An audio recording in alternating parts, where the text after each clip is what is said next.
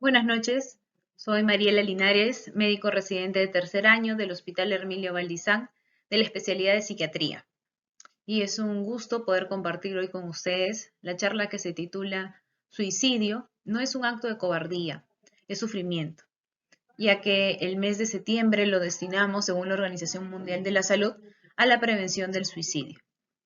Vamos a ver ahora algunas cifras, incluso algunas de ellas alarmantes, algunos mitos alrededor de este tema que sigue siendo un tan tabú y cómo podríamos tal vez nosotros desde donde estemos, ya sea como profesionales de la salud, como médicos, profesionales, asistentes sociales, enfermeros, técnicos, etcétera, cómo podríamos abordar a alguien que tal vez esté pasando por una situación tan complicada como esta.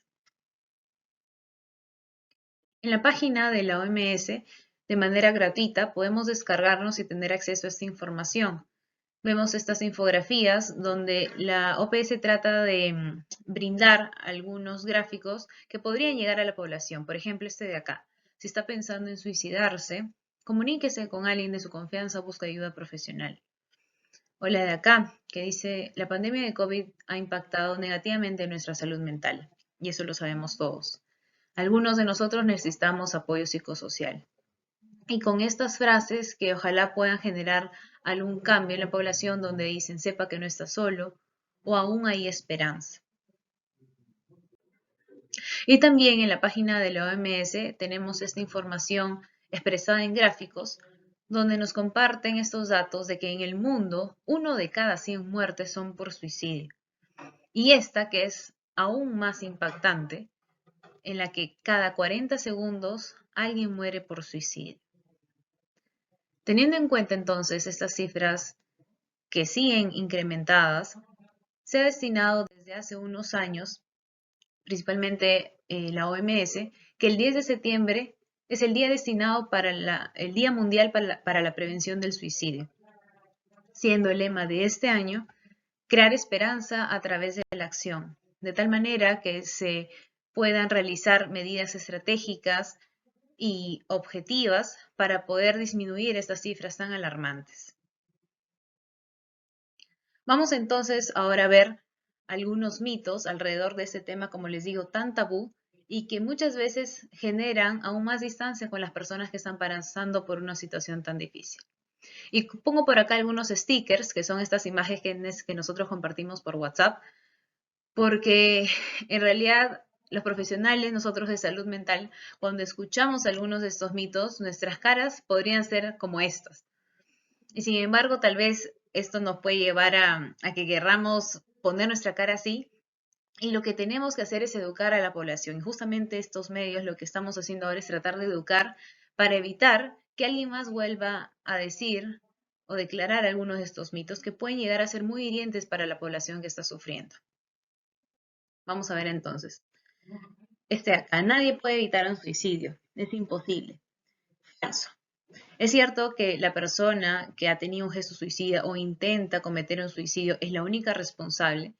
Sin embargo, existen algunas estrategias que podemos hacer. Lo de ahora, que es promoción y prevención de la salud, el hablar sobre estos temas, el tal vez ayudar a esta persona antes de que llegue a un punto en el que considere que el suicidio es la única forma de poder sobrellevar su problema o su conflicto, son algunas de las medidas que podemos hacer para que este suicidio y estas tasas puedan disminuir. Entonces, el suicidio sí se puede prevenir, no es imposible.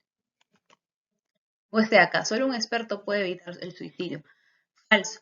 Es cierto que existen profesionales de la salud mental que son suicidólogos, es decir, se encargan de toda la parte de prevención, promoción, tratamiento, la parte terapéutica con personas que han tenido intentos suicidas, es cierto, pero en realidad esta labor no es solo de ellos, sino de todos nosotros como población. Y nosotros como profesionales de salud mental también tenemos la obligación de hablar sobre estos temas. Y esto, si se habla del tema con alguien con potencial riesgo suicida, la persona tendrá más ganas y será culpa nuestra si lo concreta.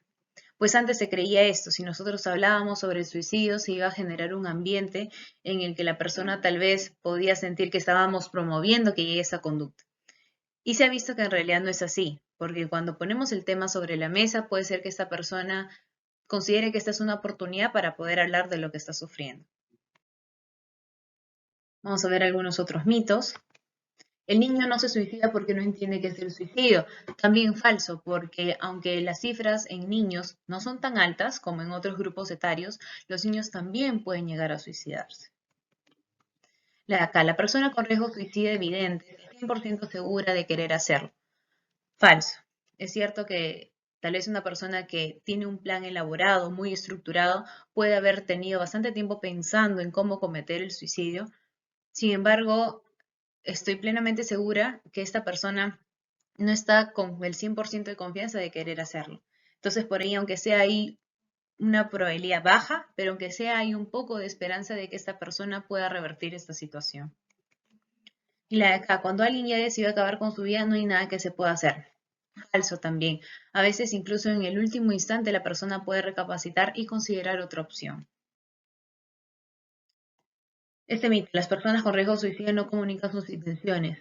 Falso también, porque cuando nosotros vemos y estudiamos, hablamos con personas que han tenido algún intento suicida, vemos que tal vez han ido expresando de a pocos, tal vez no exactamente muerte o suicidio o acabar con la vida, pero han ido comunicando sus emociones, que han estado pasando por situaciones similares, por ahí han tenido algún intento suicida previo. Entonces, de cierta manera, sí han estado comunicando lo que querían hacer. Hola de aquí. Si alguien se intentó quitar la vida antes y no lo logró es porque en verdad no quiere hacerlo.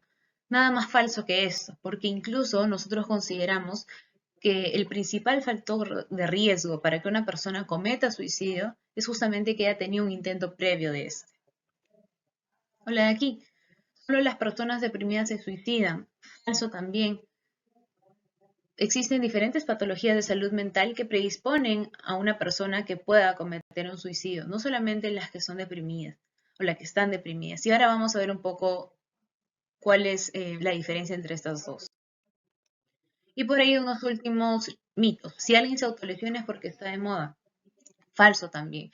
Las autolesiones, por ejemplo, como cortes, arañazos, pellizcones, arrancarse el cabello, son algunas formas que las personas, algunas tienen para lidiar con las emociones o con el dolor. Y no lo hacen porque está de moda, evidentemente. Lo hacen porque están pasando por una situación muy difícil.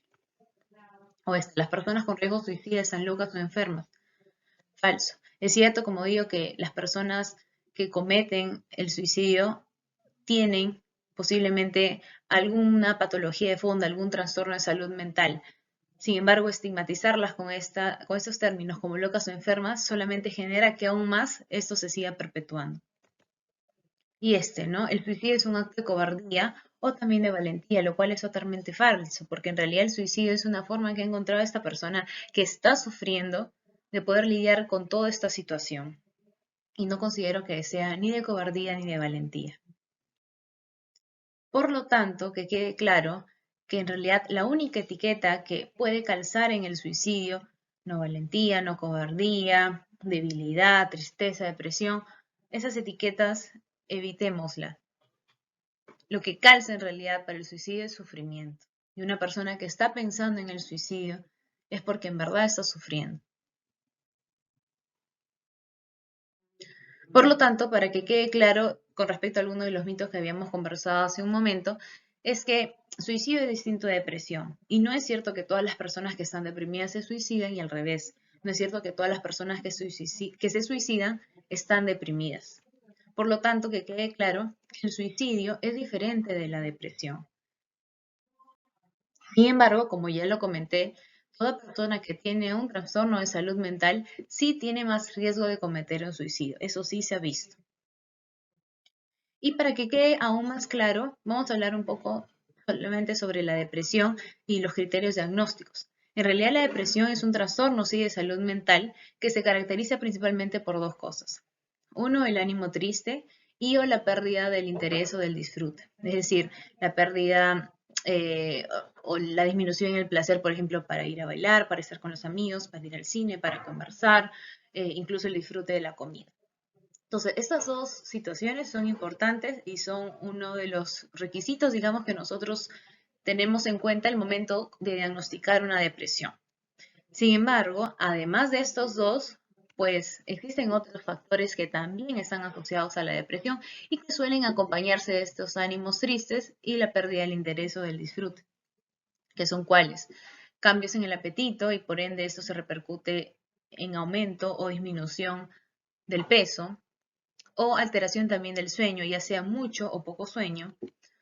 La energía, estar cansados todo el tiempo, sin ganas de hacer las cosas, sin querer pararse de la cama, o el estar mucho tiempo cabizbajo, pensando una y otra vez, o la dificultad en poder concentrarse. Entonces nos damos cuenta que la depresión no es igual al suicidio y no involucra netamente el ánimo triste o esta pérdida del interés, sino que también afecta a otras áreas de la vida como las que vemos acá. Por lo tanto, hay que tener en cuenta algo claro y que quede fija esta idea de que en realidad tanto la tristeza como la ansiedad, porque son uno de los dos grandes, digamos, conflictos que a veces nosotros vemos en salud mental o de los grandes problemas que a veces lo consideramos, en realidad tristeza y ansiedad son emociones. Y por lo tanto, como emociones, pues son totalmente válidas, son totalmente normales y todos los seres humanos las vamos a sentir. Entonces, decir yo tengo tristeza no es lo mismo decir yo estoy deprimido. O yo soy ansioso no es lo mismo decir yo tengo un trastorno de ansiedad. Son cosas totalmente distintas. Y hay que entender que toda persona, por ser persona, hasta el último día de su vida, pues puede experimentar tristeza y o ansiedad y no por eso va a tener algún trastorno. Entonces, tristeza y ansiedad son totalmente normales y son emociones que todos vivimos y todos experimentamos. Y por lo tanto, al ser emociones, lo que realmente se promueve con respecto a las emociones, aparte de estas dos, por ejemplo, la cólera, la ira, la vergüenza, los celos, la alegría, el amor, etcétera, es lo que vamos a ver a continuación. Tal vez controlar, es decir, el tratar de evitar o ver la forma como podemos no expresarla. No, en realidad no decimos que controlamos las emociones, porque las emociones son espontáneas, surgen. Otra opción que tenemos con respecto a las emociones es evitar. Y en realidad tampoco es lo más saludable, porque cuando evitamos, reprimimos y nos guardamos y es como una bomba de tiempo finalmente. Entonces lo que actualmente se promueve es que las emociones se regulen y eso es lo que vamos a tratar de hacer y enseñar a la persona que está pasando por una situación similar, que las emociones, que aunque puedan ser muy intensas y muy agobiantes o dolorosas incluso, puedan ser reguladas para que no lleven a una conducta problema como un intento de suicidio. Pero si estamos ante un trastorno, por ejemplo, depresivo o ante un trastorno de ansiedad o cualquier otro diagnóstico de salud mental, pues ahí sí, en ese caso, si es un trastorno y el psiquiatra evalúa como tal y lo diagnostica, pues va a necesitar tratamiento. Y uno de los, o bueno, los dos pilares importantes que nosotros en psiquiatría tenemos para los tratamientos de salud mental de manera muy general son estos dos, la psicoterapia y la medicación. Por un lado, la psicoterapia, que permite que la persona pueda aprender habilidades y hacer diferentes cambios con respecto a lo que piense y a lo que quiere para que se vaya acercando a estos objetivos que desea. Y la medicación que se ha visto y se ha comprobado que ayuda a regular, a mejorar, a controlar ahí sí algunos síntomas que puedan estar exacerbando algún problema.